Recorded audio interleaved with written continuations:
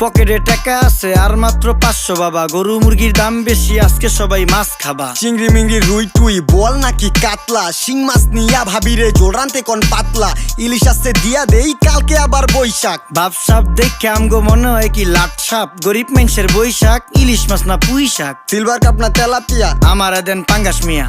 এই মাছ ধরতেও ঘিন লাগে হাত দিয়া। দেখছেন কি কয়, হের লাগে গিনা, বাজারের সব জিনিসই স্বর্ণের দামে কিনা।